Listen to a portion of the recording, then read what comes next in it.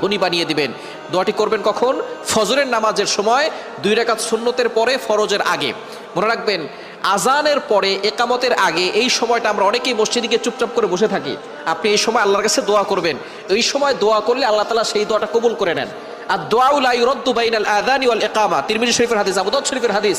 আজান ও ইকামতের মাঝখানে দোয়া করলে সেই দোয়াটা কবুল ফিরিয়ে দেওয়া হয় না, সেই দোয়া কবুল করা হয়।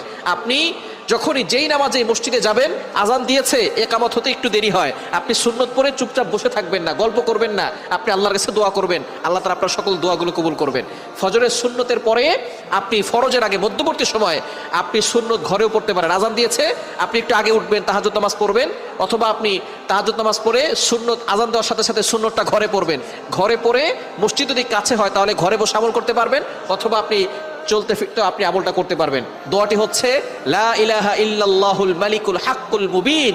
এই দোয়াটা যদি আপনি পড়তে